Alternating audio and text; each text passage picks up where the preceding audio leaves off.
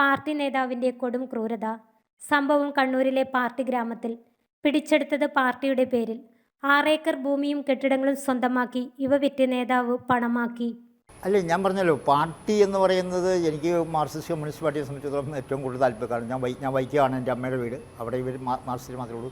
അവർ അരൂര് ഗൗരിയമ്മ എൻ്റെ വീട്ടിൽ വന്ന് ഭക്ഷണം കഴിച്ചിട്ടുണ്ട്. പി കെ ചന്ദ്രാനന്ദൻ സാർ എൻ്റെ വീട്ടിൽ വന്ന് കഴിച്ചിട്ടുണ്ട്. അപ്പോൾ പാർട്ടിയെ സംബന്ധിച്ചിടത്തോളം പാർട്ടി അല്ല, പാർട്ടിയിലെ ചില വ്യക്തികളുടെ സ്ഥാപിത താല്പര്യം. അപ്പോൾ അവർ വിചാരിക്കുന്ന കാര്യങ്ങൾ നടന്നില്ലെങ്കിൽ ഇതാണ് അനുഭവം എന്നുള്ളതാണ് കാണിച്ചു തന്നത്, വേറൊന്നുമല്ല. അത് പറഞ്ഞു കഴിഞ്ഞാൽ ആ പറയുന്നവനെ തീർക്കുക, അത്രമാത്രം, വേറൊന്നുമില്ല. വർഷങ്ങൾക്ക് മുമ്പ് വില കൊടുത്ത് വാങ്ങി വിയർപ്പൊഴുക്കി പൊന്നു വിളയിച്ച 6 ഏക്കർ ഭൂമിയും സ്ഥാവര ജംഗമ വസ്തുക്കളും പാർട്ടിയുടെ പേര് പറഞ്ഞ് കയ്യൂക്ക് കൊണ്ട് പിടിച്ചെടുത്ത് സ്വന്തമാക്കിയ ഒരു നേതാവിൻ്റെ കൊടും ക്രൂരതയുടെയും ചതിയുടെയും കഥയാണിത്. അല്ല, നൂറോളം ചെറുപ്പം അത് എല്ലാ സാധനങ്ങളും കാണുന്നില്ലല്ലോ. നമുക്ക് അകത്തേക്ക് ഇറക്കാൻ പറ്റില്ല എന്താ ചെയ്തെന്നുള്ളത്. ഈ വളർത്തുമൃഗങ്ങളെ ഒരാഴ്ച മുമ്പ് കൊന്നിരുന്നു. ഈ വളർത്തുമൃഗം മനസ്സിൽ താറാവിനെ 100 താറാവിൻ്റെയും കഴുത്ത് മുറിച്ചു, 15 അരയന്നങ്ങളുടെ കഴുത്ത് മുറിച്ച് കുളത്തിനകത്ത് ഇട്ടിരുന്നു രാത്രി. അപ്പോൾ നമ്മുടെ വാച്ച്മാനോടെ ഉണ്ട്. അപ്പോൾ വാച്ച്മാനോട് കൂടി ഒത്തോണം, അത് വാച്ച്മാനെ പേടിപ്പിച്ചിട്ടാണ് അത് ചെയ്ത്. ഞങ്ങൾ രാവിലെ വരുമ്പോൾ കാണുന്ന ഈ ജീവികൾ ഇങ്ങനെ കിടക്കുന്നതാണ്. അത് ഞങ്ങളോട് പറഞ്ഞു തന്നതാണ്. മിണ്ടാപ്രാണികളോട് ക്രൂരത കാണിച്ച് എന്തിനു വേണ്ടിയിട്ടാണ്? ഇതാണ് നിങ്ങൾക്കും അനുഭവം വരാൻ പോകുന്നത്. അതാണ് അതിനകത്തുള്ളത്, വേറൊന്നുമില്ല. അതാണ് ആയിരിക്കും കാണിച്ചിട്ടുണ്ടാവുക, വേറൊന്നുമല്ല. ഇരിട്ടി ഏടൂരിലെ താമസക്കാരനായ പാലാ സ്വദേശിയും മനുഷ്യാവകാശ പൗരാവകാശ പ്രവർത്തകനുമായ മണിമല നിരപ്പേൽ മാത്യുവാണ് ഞെട്ടിക്കുന്ന ചതിയുടെ വെളിപ്പെടുത്തലുകളുമായി കേരള മീഡിയയ്ക്ക് മുന്നിലെത്തിയത്. ബ്രിട്ടീഷുകാരേക്കാൾ വലിയ അടിമത്തമാണ് ഇവിടെ അടിച്ചേൽപ്പിക്കുന്നതെന്ന ഇദ്ദേഹത്തിൻ്റെ അനുഭവ വെളിച്ചത്തിലുള്ള വാക്കുകളും ഇദ്ദേഹം ഉയർത്തുന്ന ചോദ്യങ്ങളും സമകാലീന രാഷ്ട്രീയത്തിൽ പുനർവിചിന്തനത്തിന് വഴിവെക്കുന്നതാണ്. ഇപ്പോൾ സന്തോഷഗ്രാമം എന്ന ആശയത്തിലാണ് ഞങ്ങൾ മുന്നോട്ട് പോകുന്നത്. സന്തോഷഗ്രാമം എങ്ങനെ ഉണ്ടാക്കാൻ പറ്റും? സന്തോഷഗ്രാമം ഉണ്ടാകണമെങ്കിൽ പാർട്ടിയല്ല ഇവിടെ ഉണ്ട്, രാഷ്ട്രീയ പാർട്ടിയല്ല ഇവിടെ ഉണ്ടാകണം. രാഷ്ട്രീയം അറിയണം. അപ്പോൾ രാഷ്ട്രീയം എന്താണെന്നറിയണം. അവിടെ ജാതിയില്ല, മതമില്ല, വർഗ്ഗമില്ല, ഒന്നുമില്ല. നമ്മളെല്ലാവരും സഹോദരങ്ങളാണ് ഗ്രാമത്തിൽ. ഞാൻ ആദ്യം 1993 തൊട്ട് ഈ പഞ്ചായത്ത് രാജ് പ്രവർത്തനത്തിലുണ്ട്. 95-ൽ ഞാൻ പല സ്ഥലങ്ങളിലും ഞാൻ കണ്ടു. അതായത് ഒരാൾക്ക് വീട് കൊടുക്കുമ്പം ആ വീട് എന്നെക്കാളും കുറച്ചുകൂടി ദുർബലനായിട്ടുണ്ടെങ്കിൽ അയക്ക് കൊടുക്കാൻ വേണ്ടി പറഞ്ഞ് ഞാൻ കണ്ടിട്ടുണ്ട്. അന്ന് ആ ബോധ്യം ഉണ്ടായിരുന്നു. ഇപ്പോൾ അത് രാഷ്ട്രീയം കയറിപ്പിടിച്ചു. ഇപ്പോൾ എൻ്റെ ആൾക്കാരാണ് അവിടെ, പാവപ്പെട്ടവരുടെ പണക്കാരനെന്നുള്ളതൊന്നുമില്ല. എൻ്റെ ആളുടെ വീട് മെയിൻ്റെനൻസിന് തീരുമാനിച്ചു കഴിഞ്ഞാൽ മെയിൻ്റെനൻസ് ആണ്, മറ്റു വീട് പൊളിഞ്ഞു കിടക്കുന്നതിന് വീടില്ല. അപ്പോൾ ഇവിടെയാണ് നമ്മുടെ പ്രശ്നം. ഇവിടെ നമ്മൾ ബോധ്യമാണ്. ആരെ? ജനങ്ങൾ. സന്തോഷഗ്രാമം ഉണ്ടാകണമെങ്കിൽ നാട്ടിലെ ജനങ്ങൾ ബോധ്യമാകണം. അതിന് നമ്മുടെ ഭരണഘടന ആദ്യം അറിയണം. അതിനുവേണ്ടിയാണ് ഇപ്പോൾ നമ്മൾ ഭരണഘടന ചോദ്യത്തിൻ്റെ രൂപത്തിൽ എല്ലാവർക്കും കൊടുത്തുകൊണ്ടിരിക്കുക വാട്സാപ്പിലൂടെ. അപ്പോൾ ഞാൻ മനസ്സിലാക്കിയിടത്തോളം, ഞാൻ പഠിച്ചിടത്തോളം, കാരണം ഞാൻ ഇന്ത്യയിലെ അതിപ്രശസ്തരായ രാഷ്ട്രീയ നേതാക്കന്മാരോടൊപ്പവും അതുപോലെ ഉദ്യോഗസ്ഥന്മാരോടൊപ്പം എല്ലാം പ്രവർത്തിച്ചിട്ടുണ്ട്, നടന്നിട്ടുണ്ട്. അപ്പോൾ ഞാൻ മനസ്സിലാക്കിയൊരു കാര്യം, രാഷ്ട്രീയ പ്രവർത്തനം ഇന്ന് ചെയ്യുന്നത് രാഷ്ട്രീയം എന്താണെന്ന് അറിയത്തില്ലാത്തവരാണ്. ഇന്ന് രാഷ്ട്രീയം ഒരു തൊഴിലാക്കി മാറിയിരിക്കുകയാണ്. ഞാൻ ഇന്തോനേഷ്യയിൽ പോയപ്പോൾ, ഇന്തോനേഷ്യയിൽ സന്തോഷഗ്രാമം എന്താണെന്നറിയാൻ വേണ്ടി അവിടുത്തെ ആൾക്കാരെന്നെ വിളിച്ചു. ഞാൻ അവിടെ പോയി 10 ദിവസം താമസിച്ചു. താമസിച്ചപ്പോൾ ഞാനവിടെ ചെന്ന് കഴിഞ്ഞപ്പോൾ ഞാൻ കണ്ടത് എന്താണെന്ന് അറിയാമോ? അവിടെ ഗ്രാമപഞ്ചായത്ത്, വില്ലേജ് പഞ്ചായത്ത് എന്നാണ് പറയുക. പക്ഷേ അവിടുത്തെ ജനങ്ങൾ, കർഷകൻ അവിടെ 1 ലക്ഷം രൂപ ശമ്പളവും ഡോക്ടർക്കും ഡ്രൈവർക്കും എഞ്ചിനീയർക്കും 75,000 രൂപ ശമ്പളമുള്ള നാടാണ് നടക്കുന്നത്. അപ്പോൾ കർഷകനാണ് ഏറ്റവും കൂടുതൽ സംരക്ഷിക്കുന്നത്. അതുപോലെ രാഷ്ട്രീയം എന്ന് പറഞ്ഞു കഴിഞ്ഞാൽ എന്താണെന്ന് അവർ ഞങ്ങളെ കാണിച്ചു തന്നു. അതായത് ഈ പ്രാവശ്യം പഞ്ചായത്ത് ഇലക്ഷൻ നിൽക്കണമെങ്കിൽ 5 വർഷം മുമ്പേ അദ്ദേഹത്തിൻ്റെ പ്രവർത്തനം അവിടെ ആരംഭിക്കണം. വരണം, രോഗികളുണ്ടോ, ഇവിടെ ആർക്കൊക്കെയാണ് സാമ്പത്തികമായിട്ട് വിഷമമുള്ളത്, ഇവിടെ ആരാണ് അംഗവൈകല്യമുള്ളവരുള്ളത്, ഇവിടെ ആർക്കാണ് സഹായം ആവശ്യമുള്ളത്, ഇവർക്ക് ആരുടെ ഇവിടെ ഏത് പ്രായമുള്ളവർക്കാണ് എന്തെങ്കിലും വിഷമങ്ങളുള്ളത്, ഇതൊക്കെ അവർ 5 വർഷം പോയി പഠിക്കുകയാണ് ആ വാർഡ്. അപ്പോൾ അവിടെ ആ വാർഡിൽ പോയി പഠിച്ചു കഴിയുമ്പോഴത്തേക്കും അദ്ദേഹമാണൊരു നേതാവായിട്ട് വരുന്നത്. അപ്പോൾ അവർ ആർക്ക് വേണമല്ലോ, അവർ 3-4 ആൾക്കാരുണ്ടാവും. അല്ല, രാഷ്ട്രീയ പാർട്ടിയല്ല അവിടെ കാര്യങ്ങൾ തീരുമാനിക്കുന്നത്. അപ്പോൾ അവർ തീരെ മോശമല്ല. അപ്പോൾ ഇതാണ് നമ്മൾ മനസ്സിലാക്കുക. അപ്പം രാഷ്ട്രീയം എന്ന് പറയുന്നത് ഇന്ന് നമ്മളൊരു തൊഴിലായി, ബിസിനസ്സായി, അത് മറ്റുള്ള തോന്നിയാസങ്ങൾ ചെയ്യാനുള്ള സ്ഥലമാക്കി മാറി. അതായത് അധികാരമുണ്ടെങ്കിൽ പണം ഉണ്ടാക്കാം, അധികാരമുണ്ടെങ്കിൽ നിങ്ങൾക്ക് ആരെ വേണമെങ്കിലും വീഴിക്കാം, അധികാരമുണ്ടെങ്കിൽ നിങ്ങൾക്ക് ആരെ വേണമെങ്കിലും നേടാം, അധികാരമുണ്ടെങ്കിൽ നിങ്ങൾക്ക് എവിടെ വേണമെങ്കിലും എത്താം. ഇതാണ് ഇന്നത്തെ നമ്മുടെ രാഷ്ട്രീയം. അതല്ല, രാഷ്ട്രീയം എന്ന് പറയുന്നത് നിങ്ങളിലെ ഏറ്റവും പാവപ്പെട്ടവനെ സഹായിക്കുന്ന ഒരാൾ മാറും. അവിടെയാണ് രാഷ്ട്രീയത്തിൻ്റെ വിജയം. കപട നേതാക്കളെ നിലക്ക് നിർത്തിയില്ലെങ്കിൽ പ്രസ്ഥാനത്തിന്റെ പേരിലെ അക്ഷരങ്ങളിലേക്ക് ചുരുങ്ങുമെന്ന് ബോധ്യപ്പെട്ടുകൊണ്ടിരിക്കുന്ന ഈ കാലത്ത് ഇത്തിൽക്കണ്ണികളെ തിരിച്ചറിഞ്ഞ് പിഴുതുമാറ്റേണ്ടതുണ്ടെന്ന് വീണ്ടും ഓർമ്മിപ്പിക്കുന്നതാണ് ഇദ്ദേഹത്തിന്റെ കണ്ണീരിൽ കുതിർന്ന അനുഭവം. ഇനി ഇദ്ദേഹത്തിന്റെ അനുഭവ സാക്ഷ്യങ്ങളിലേക്ക്. അങ്ങനെ 1 രൂപയാണ്, 1 രൂപയും 1 ലക്ഷം രൂപയുടെ ചെക്കുമാണ് അദ്ദേഹത്തിന് കൊടുത്ത്. അങ്ങനെയാണ് ആ സ്ഥലത്തിൻ്റെ കച്ചവടം. വേറെ നമ്മുടെ അടുത്ത് പൈസയൊന്നുമില്ല. അപ്പോൾ 40,000 ചെങ്കല്ല് വാങ്ങിച്ച് ഞാൻ അതിന് ചുറ്റും മതിൽ, 27 ബിൽഡിങ്, അതിനുള്ള സിമൻറ്റ്, കമ്പി, അതുപോലെ ഷീറ്റ്, ഇതെല്ലാം എനിക്ക് തന്നത് കടവായിട്ടാണ്. അങ്ങനെ 2003 ഏപ്രിൽ മാസം 1-ാം തീയതി ബഹുമാനപ്പെട്ട സതീശൻ MLA ഇത് ഉദ്ഘാടനം ചെയ്യാൻ പറഞ്ഞു. അദ്ദേഹം സമ്മതിച്ചു.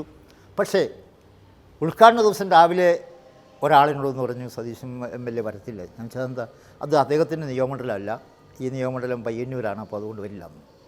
അപ്പോൾ പിന്നെ എന്ത് ചെയ്യും? അപ്പോൾ ഞാൻ അന്ന് ഈ സെൻറ്റർ ഉദ്ഘാടനം ചെയ്തത് ഞാൻ രാജേട്ടൻ ഉദ്ഘാടനം ചെയ്യാൻ പറഞ്ഞപ്പോൾ രാജേട്ടൻ പറഞ്ഞില്ല, അത് ശശിധരനാണ്, പി ശശിധരൻ, മാത്തിൽ സർവീസ് കോഓപ്പറേറ്റീവ് ബാങ്കിൻ്റെ സെക്രട്ടറിയാണ് ഇത് ഉദ്ഘാടനം ചെയ്തത്. ഞങ്ങൾ ഉദ്ഘാടനം ചെയ്തു, പ്രവർത്തനങ്ങൾക്ക് ആരംഭിച്ചു. അവിടെ ഞങ്ങൾ അവിടുത്തെ ആലക്കാട്ടെ കുഞ്ഞുങ്ങളെ എല്ലാവരെയും സൗജന്യമായിട്ട് ആലക്കാട് സ്കൂളിൽ കൊണ്ടുപോകുമായിരുന്നു. എല്ലാ ദിവസവും രാവിലെയും വൈകുന്നേരം ജീപ്പ് വണ്ടി ഓടുമായിരുന്നു. രണ്ടാമത് അവിടെയുള്ള ആൾക്കാർക്ക് 50-55ഓളം വീട്ടുകാർക്കുള്ള ശുദ്ധജലം, വെള്ളം കുടിക്കാനില്ലായിരുന്നു. ആ വെള്ളം ഞങ്ങളാണ് അവിടെ നിന്ന് സൗജന്യമായിട്ട് അവർ കൊടുത്തുകൊണ്ടിരുന്നത്.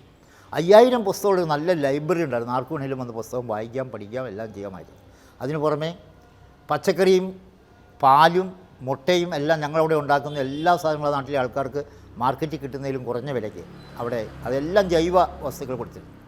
കൂടാതെ ഒരു ആയുർവേദ ആശുപത്രി അവിടെ പ്രവർത്തിച്ചു. ആയുർവേദ ആശുപത്രി എന്ന് പറയുമ്പോൾ ആൾക്കാർക്ക് ഒന്ന് സൗജന്യമായിട്ട് ചികിത്സിക്കാം. അതുപോലെ പ്രകൃതിയും ചികിത്സയും 2 ചികിത്സയും ഉണ്ടായിരുന്നു.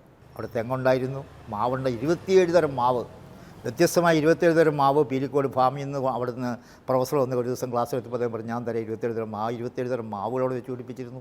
അങ്ങനെ എല്ലാ രീതിയിലും ഈ സെൻറ്റർ നല്ലപോലെ ഡെവലപ്പ് ചെയ്തു വന്നു കൊണ്ടുവരും. ആകെ 2003 തുടങ്ങി 2005 ഒക്ടോബറിൽ ഇത് കഴിഞ്ഞ് 2006 ആദ്യത്തെ സമരം വരുന്നത്. സമരം വരുന്ന പറഞ്ഞാൽ ഞങ്ങളെ സംബന്ധിച്ച് ഞങ്ങൾക്ക് പ്രോജക്റ്റിനകത്ത് പണം കിട്ടാനായിട്ട് അല്പം താമസം വന്നു. അപ്പോൾ 65 പേർക്ക് ശമ്പളം ഞങ്ങൾ കൊടുത്തുകൊണ്ടിരുന്നത് ATM കാർഡ് വഴിയാണ്. എനിക്കൊന്ന് അന്നത്തെ കാലഘട്ടത്തിൽ കേരളത്തിൽ ആരെങ്കിലും ATM കാർഡ് വഴി അവിടുത്തെ മുഴുവൻ ആൾക്കാർക്ക് ശമ്പളം കൊടുത്തു നടത്തിയോ? ഫെഡറൽ ബാങ്കിൻ്റെ ATM കാർഡ് വഴിയാണ് ഞങ്ങൾ ശമ്പളം കൊടുത്തുകൊണ്ടിരുന്നത്. അപ്പോൾ അത് തടസ്സം, ഒരല്പം താമസം വന്നു. ഞാൻ അവരോട് പറഞ്ഞു, ഞാൻ സ്ഥലം പണയപ്പെടുത്തി വീണ്ടും ലോൺ എടുക്കുന്നുണ്ട്, അപ്പോൾ അതിനുള്ള അപ്പം പറഞ്ഞു, ഇല്ലില്ല, ലോണൊന്നും കിട്ടത്തില്ല നിങ്ങൾക്ക്. അപ്പോൾ ഞാൻ പറഞ്ഞു, അത് കിട്ടത്തില്ല, സ്വത്തിൻ്റെ കടയിലെ ലോൺ. അപ്പോൾ വക്കീൽ പറഞ്ഞു, ഒരു കുഴപ്പമില്ല, ബാങ്കുകാരും സമ്മതം, പക്ഷേ ലോൺ തരാൻ പാടില്ല. അപ്പോൾ ഞാൻ അവിടുത്തെ ജോലിക്ക് വന്നിരുന്ന ആൾക്കാരുടെ നിന്നും ഒരു സംഭാവനയല്ല, ഒരു സെക്യൂരിറ്റി വാങ്ങിയിരുന്നു. ഓരോരുത്തരും വരുമ്പോൾ അവിടെ ഒരുപാട് സാധനങ്ങളുണ്ട്, ഒരു മൾട്ടി കളർ ഓഫ്സെറ്റ് പ്രിൻറ്റിംഗ് പ്രസ്സുണ്ട്. അപ്പോൾ അതിനകത്ത് വരുന്ന ആൾക്കാരുടെ ഉത്തരവാദിത്തത്തിന് വേണ്ടിയിട്ട് 5000-ഉം 10,000-ഉം 50,000 രൂപ ഏറ്റവും കൂടുതൽ മാക്സിമം ആയിട്ടുള്ള സെക്യൂരിറ്റി വാങ്ങുന്നത്. 11 ലക്ഷം രൂപയാണ് കടവും ബാധ്യതയും എല്ലാം ആയിട്ട് എനിക്ക് ഉണ്ടായിരുന്നു. അതിൻ്റെ പേരിലാണ് ഇവർ സമരം ചെയ്തത്. സമരം ചെയ്ത് സ്ഥാപനം പൂട്ടുക എന്ന് പറഞ്ഞു കഴിഞ്ഞാൽ, ഞാൻ ഒരു ദിവസം എനിക്ക് 1 കോടി രൂപ state bank of India CSR fund വഴി തരാമെന്ന് പറഞ്ഞു. നമ്മുടെ 6000 ഗ്രൂപ്പുകളുണ്ടായിരുന്നു ഞങ്ങൾ കേരളത്തിൽ. അപ്പോൾ ആ ഗ്രൂപ്പുകളെ സപ്പോർട്ട് ചെയ്യാനും പ്രത്യേകിച്ച് കാസർഗോഡ് ജില്ലയിലെ ഏറ്റവും താഴെതട്ടിലുള്ള അവസ്ഥയിൽ ഒരു മാറ്റം വരുത്തുവാൻ വേണ്ടിയാണ് അങ്ങനെയൊരു പ്രോജക്റ്റ് അവർ വന്ന് ശരിയാക്കി. അപ്പോൾ അതൊന്ന് പാർട്ടിയുടെ നേതാക്കന്മാരെല്ലാവരോടും ചോദിച്ചു, ഞങ്ങൾ കൊടുത്തോട്ടെ? കൊടുത്തോ ഒരു കുഴപ്പമില്ല എന്ന് പറഞ്ഞു. ഞാനത് കഴിഞ്ഞ് ഈ പൈസ ഇത് മേടിക്കാൻ വേണ്ടി ഞാൻ കൊല്ലത്ത് പോയി. ഞാൻ ഒപ്പിടാൻ വേണ്ടി തുടങ്ങുമ്പോൾ ഒരു ഫോൺ കോൾ അവിടുത്തെ നാരായണൻ സാർ എന്ന അദ്ദേഹത്തിൻ്റെ പേര്, അതിൻ്റെ ഒരു ഫോൺ കോൾ വന്നു. അതായത് ഞങ്ങൾ ഈ സെൻറ്റർ പിടിച്ചെടുത്തു, അതുകൊണ്ട് ലോൺ ഇത് കൊടുക്കാൻ പാടില്ല. ഞാനവിടെ തിരിച്ചിവിടെ വരുമ്പോൾ ഞാൻ കാണുന്നത് ഒരു 100ഓളം നല്ല ചെറുപ്പക്കാർ, ഒരേ തരത്തിലുള്ള ചെറുപ്പക്കാരവിടെ വന്ന് നിൽക്കുകയാണ്. ഞാൻ അകത്തേക്ക് നോക്കുമ്പോൾ പറഞ്ഞില്ല, പറ്റില്ല, നിങ്ങൾക്ക് കയറാൻ പറ്റില്ല. അപ്പോൾ അത് പറയുന്നത് നമ്മളുടെ ബംഗാളി ഭാഷയിലാണ്. അപ്പോൾ ഞാൻ ഓടി പഞ്ചായത്ത് പ്രസിഡൻ്റ് എടുത്ത് ഞാൻ എന്ത് ചെയ്യാനാണ്, ഒന്നും ചെയ്യാൻ പറ്റില്ല. അപ്പോൾ ഞാൻ പറഞ്ഞു, പൈസ എന്തെങ്കിലും ചെയ്യണം. ഞാൻ പറഞ്ഞു, എനിക്കൊരു ഷർട്ടും ഒരു പാൻറ്റും ഇതാ, കാരണം എൻ്റെ അടുത്തൊരു ഷർട്ടും പാൻറ്റും ഇല്ല. അങ്ങനെ ഫെഡറൽ ബാങ്കിനൊന്ന് 50 ലക്ഷം രൂപ കടമുണ്ടായിരുന്നു. ആ കടത്തിൻ്റെ പേരിൽ എൻ്റെ വീട് ജപ്തിയായിപ്പോയി, എല്ലാം പോയി, എനിക്കൊന്നുമില്ല. 2006 ഡിസംബർ ആയപ്പോഴത്തേക്കും തീർത്തും ഒന്നുമില്ലാത്ത ഒരു മനുഷ്യനായിട്ട് ഞാൻ മാറി. ഇവരെന്നെ ഒരു ദിവസം രാത്രി കാറിനകത്ത് കയറ്റിയിട്ട് പറഞ്ഞു, വാ എന്ന് പറഞ്ഞു എന്നെ രാത്രി ഇതിൽ ഒപ്പിടിച്ചു. അന്ന് അവിടുത്തെ വൈപ്പിരിയം ആ ഭാഗത്തെ ബ്രാഞ്ച് സെക്രട്ടറി ഗോപാലട്ടിൻ്റെ പേരിലാണ് ഈ പവർ ഓഫ് അറ്റർണി അത് ഒപ്പിടിച്ച് എന്നോട് വാങ്ങിച്ചത്. അതിനുശേഷം പിന്നീട് പോയി രജിസ്റ്റർ ഓഫീസിൽ പോയിട്ട് അത് രജിസ്റ്റർ ചെയ്തു. അത് കഴിഞ്ഞ് ഞാൻ അന്ന് നമ്മുടെ കണ്ണൂർ ജില്ലാ സെക്രട്ടറി ആയിരുന്നു ഗോവിന്ദ മാസ്റ്റർ. ഞാൻ അദ്ദേഹത്തിൻ്റെ അടുത്ത് പോയി. അങ്ങനെ ഞാനിവിടെ കയറിയിരുന്ന 5 മിനിറ്റ് സമയമാണ് അദ്ദേഹം എനിക്ക് തന്നതെങ്കിലും 1.5 മണിക്കൂറിലധികം സമയം അദ്ദേഹം എന്നോട് എല്ലാ കാര്യങ്ങളും ചോദിച്ചു മനസ്സിലാക്കി. അത് കഴിഞ്ഞ് ശശി ഏട്ടനെ വിളിച്ചു. ശശി ഏട്ടൻ ഫോൺ എടുത്തില്ല, ശശി മോൻ ഫോൺ എടുത്തു. അദ്ദേഹത്തിൻ്റെ ആ സ്നേഹത്തിലുള്ള വാക്കുകൾ അതൊരു വലിയൊരു അതിശയമായിരുന്നു. അപ്പോൾ ഞാൻ അവിടുന്ന് പോന്നു, പക്ഷേ ഒന്നും നടന്നില്ല. അതിനുശേഷം ഞാൻ വന്ന ബഹുമാനപ്പെട്ട എം വി ജയരാജനെ കണ്ടു. അതിനുശേഷം ഇ പി ജയരാജൻ അവരെ കണ്ടു, പി കെ ശ്രീമതി ടീച്ചറെ കണ്ടു, എല്ലാവരെയും കണ്ടു. നമ്മുടെ കോടിയേരി ബാലകൃഷ്ണൻ അവരെ കണ്ടു. അദ്ദേഹം എന്നോട് പറഞ്ഞു എനിക്കൊരു എസ്കോർട്ടിനെ തരാമെന്ന് പറഞ്ഞു. എന്തെല്ലാം ആയാലും എൻ്റെ അടുത്ത് വന്ന് 10, 50, 100 ആൾക്കാർ വന്നിട്ട് നിന്നെ കൊല്ലും എന്ന് പറയും വൈകുന്നേരം. കഴിഞ്ഞ വർഷം എൻ്റെ അടുത്ത് അവിടെ നിന്ന് കുറേ ആൾക്കാർ വിളിച്ചു. അവർ പറഞ്ഞു ഞങ്ങൾക്ക് സാറേ ഞങ്ങൾക്ക് ജീവിക്കാൻ വയ്യ, സാറ് മനുഷ്യാവകാശ പ്രവർത്തനമൊക്കെയാണല്ലോ. അപ്പോൾ ഞാൻ ചോദിച്ചു എന്താ പ്രശ്നം? അപ്പോൾ പറഞ്ഞു അല്ല അവിടുന്ന് ടാർമിക്സിൻ്റെ. ഞാൻ പറഞ്ഞു ടാർമിക്സിന് എനിക്കൊന്നും ചെയ്യാനായിട്ട് സാധിക്കില്ല. കാരണം നാടിൻ്റെ ഡെവലപ്മെൻറ്റ്സിന് വേണ്ടിയിട്ടാണ് ഇങ്ങനെയുള്ള പ്രവർത്തനങ്ങളും പരിപാടികളും ചെയ്യുന്നത്. അപ്പോൾ അവിടുത്തെ ജനങ്ങളാണ് തീരുമാനിക്കേണ്ടത് ഞങ്ങൾക്കിത് വേണോ വേണ്ടതെന്നുള്ളത്. അപ്പോൾ നിങ്ങളോട് ഗ്രാമസഭ കൂടി തീരുമാനിക്കാൻ നമ്മൾ ഗ്രാമസഭയാണല്ലോ ഇപ്പോൾ എല്ലാ തീരുമാനങ്ങളും എടുക്കുന്നത്.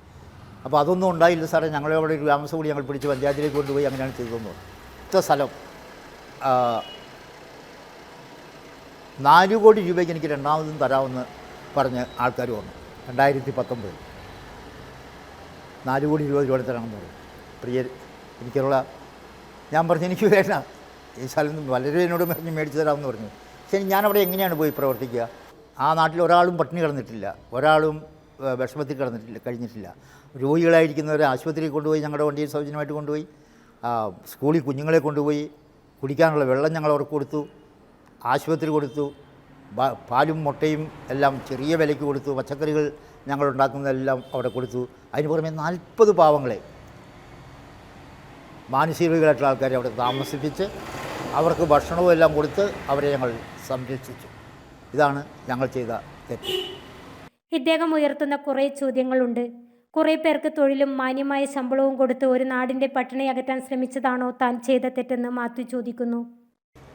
ഞാൻ എപ്പോഴും ചിന്തിച്ചുകൊണ്ടിരുന്നൊരു കാര്യം, എന്തുകൊണ്ടാണ് ഇത്രയും ആൾക്കാർക്ക് 65 ആൾക്കാർക്ക് ജോലി, അവിടെ ജോലിക്ക് വന്ന ആൾക്കാർ ഞങ്ങൾ കൂലി കൊടുത്തപ്പം അന്ന് 25 രൂപ മറ്റാണെന്ന് എനിക്ക് തോന്നുന്നു കൂലി. അപ്പോൾ ആൾക്കാരെല്ലാം ഞങ്ങളുടെ നേരെ നോക്കി. അപ്പോൾ കൂലിപ്പണിക്ക് വന്നവരാണ്. അപ്പോൾ അവർ സാറേ ഇത്രയും കൂലി ഞങ്ങൾക്ക് കൂടെ 15 രൂപ കിട്ടുന്നുള്ളൂ, ആണുങ്ങളും അതുപോലെ തന്നെ ഞങ്ങൾക്ക് 20 രൂപ കിട്ടുന്നുള്ളൂ.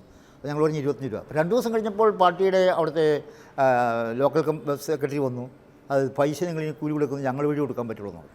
ഞങ്ങളുടെ തരിക, ഞങ്ങൾ കൂലി കൊടുക്കുന്നു. അപ്പോൾ ഞാൻ പറഞ്ഞാൽ പറ്റില്ല. അപ്പോൾ ഞങ്ങൾ ചെയ്ത് അവിടെ നന്മ മാത്രമേ ഉള്ളൂ. വഴിയാധാരമാകുമായിരുന്ന 40ഓളം പേർക്ക് അഭയം കൊടുത്തത് തെറ്റാണോ? രോഗികളായിരുന്നവർക്ക് സൗജന്യ ചികിത്സ നൽകിയത് ഇത്രയും വലിയ തെറ്റാണോ? മക്കളെ വാഹനങ്ങളിൽ സ്കൂളിൽ എത്തിക്കുന്നതും വീടുകളിൽ കുടിവെള്ളം എത്തിച്ചതും വായിച്ചു വളരാൻ ലൈബ്രറി ഉണ്ടാക്കിയതും മഹാ അപരാധമാണോ? സമൂഹത്തിന് നന്മ മാത്രം ചെയ്തിട്ടും എന്തിനു വേണ്ടിയാണ് എന്നെ ബലിയാടാക്കിയത്? നന്മ ചെയ്യുന്നവരെ പേടിക്കുന്നത് എന്തിനാണ്? വികസനത്തിനോട് വെറുപ്പും അസഹ്യതയും കാണിക്കുന്നത് എന്തിനാണ്? ഇപ്പോൾ നമ്മളിത് കാണുമ്പോൾ നമുക്ക് മനസ്സിലാകുന്നത് നമ്മുടെ ആലക്കാട്ടുള്ള 65 ആൾക്കാരും പയ്യന്നൂരുള്ള 65ഓളം പേർക്ക് ജോലി കിട്ടുകയും ആലക്കാട് എല്ലാവരും സന്തോഷമായിട്ട് ജീവിക്കുകയും ചെയ്തപ്പോൾ അതൊരു വികസനമല്ലേ?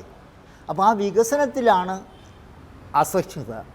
ഈ വികസനം വേണ്ട എന്ന് ചിന്തിക്കുന്നവർ, അതായത് ഞങ്ങളുടെ കയ്യിൽ നിന്നും വിട്ടുപോകുമോ എന്ന് ചിന്തിക്കുന്നവർ, അതാണ് ഇതിൻ്റെ കാരണമെന്നാണ് എനിക്ക് തോന്നുന്നത്. അപ്പോൾ ആ അസഹിഷ്ണുത അത് ഉണ്ടാവുക. അതിനൊരു ഏറ്റവും വലിയ ഉദാഹരണം, ഞാനും അഡ്വക്കേറ്റ് ടി കെ രാമകൃഷ്ണൻ അവറുകളും വേറെ 2 പേരോട് കൂടി ഞങ്ങൾ ഊണ് കഴിക്കാൻ വേണ്ടി പയ്യന്നൂരിലെ പെരുമാൾ ഹോട്ടലിൽ പോയി.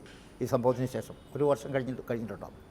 അപ്പോൾ അവിടെ ചെന്ന് ഞാൻ ഊണ് കഴിക്കാൻ വേണ്ടി അവിടെ ഞങ്ങൾ ഇരുന്ന് കഴിഞ്ഞപ്പോഴത്തേക്കും ഞങ്ങളുടെ എതിരെ മുമ്പിലിരിക്കുന്ന ഒരു പയ്യൻ ചാടി അണിക്കുന്നു. അതാ മാത്യു സാറിൻ്റെ പ്രേതം എന്നും പറഞ്ഞ് ഇപ്പം ഇതെല്ലാം മറിച്ച് തട്ടിയിട്ട് വേഗം പോവുകയാണ്. അപ്പോൾ ഞാൻ ചോദിച്ചത് എന്താണിത്? അപ്പോൾ പറഞ്ഞു മാത്യു സാർ ആത്മഹത്യ ചെയ്തതെന്നാണ് ഞങ്ങളിവിടെ പറഞ്ഞിരിക്കുന്നത്. പ്രിയരെ, ആത്മഹത്യ ചെയ്യുമായിരുന്നു. കാരണം 15 ദിവസം ഭക്ഷണവുമില്ല, വസ്ത്രവുമില്ല, പൈസയില്ല, ഒരു ഗ്ലാസ് വെള്ളം പോലും തരാത്ത ഒരു സ്ഥലത്ത് ആത്മഹത്യ ചെയ്യുമായിരുന്നു. പക്ഷേ ദേവി എന്നെ അവിടെ രക്ഷിച്ചു. അപ്പോൾ ഇതായിരുന്നു ഈ അസഹിഷ്ണുത. എന്തിനു വേണ്ടിയാണ്? ആരെ സന്തോഷിപ്പിക്കാനാണ്? അല്ലെങ്കിൽ എന്ത് നേട്ടമാണ്? അത് നേട്ടമുണ്ട്. കാരണം ഈ സ്ഥലം 4 കോടി രൂപയ്ക്ക് 2 വർഷം കഴിഞ്ഞപ്പോഴത്തേക്ക് എനിക്ക് തന്നെ തിരിച്ചതാന്ന് പറഞ്ഞെങ്കിൽ അപ്പോൾ അതിന് നേട്ടമുണ്ടല്ലോ. നേട്ടമില്ലാതിരിക്കാൻ വഴിയില്ല. ഇദ്ദേഹത്തിൻ്റെ ഈ ചോദ്യങ്ങൾ പതിക്കുന്നത് ബധിരകർണങ്ങളിലാകാതിരുന്നെങ്കിലെന്ന് ഞങ്ങൾ ആശിക്കുകയാണ്. പ്രിയരെ, ഈ നന്മ ചെയ്യുന്ന കരങ്ങളെ എന്തുകൊണ്ടാണ് പേടിക്കുന്നത്? ആർക്കാണ് പേടി? നന്മ ചെയ്യുന്ന കരങ്ങളെ പേടിക്കുന്നതിൻ്റെ കാരണം തങ്ങൾ ചെയ്യുന്ന തിന്മകൾ ആരും അറിയാതിരിക്കുവാൻ വേണ്ടിയാണ്. അപ്പോൾ നമ്മൾ ചെയ്യുന്ന തിന്മകൾ, നമ്മൾ ഈ സമൂഹത്തോട് ചെയ്യുന്ന തിന്മകൾ, നമ്മൾ ഈ ഗ്രാമത്തിൽ ചെയ്യുന്ന തിന്മകൾ, നമ്മൾ കാണിക്കുന്ന എല്ലാ തോന്നിയാസങ്ങളെയും സഹിക്കുന്ന, അപ്പോൾ അതിനുള്ള ഒരു ഉദാഹരണം, ഞങ്ങളുടെ ഈ 10 ഏക്കർ സ്ഥലം ചുറ്റും ഞങ്ങൾ കോമ്പൗണ്ട് വോൾ കെട്ടിയിരുന്നു, ഗേറ്റും ഉണ്ടായിരുന്നു. അപ്പോൾ ഒരാളകത്തേക്ക് കയറണമെന്നുണ്ടെങ്കിൽ ഒരു ബാഡ്ജ് കൊടുക്കും, ആ ബാഡ്ജ് കിട്ടുകയാണ് പോയി.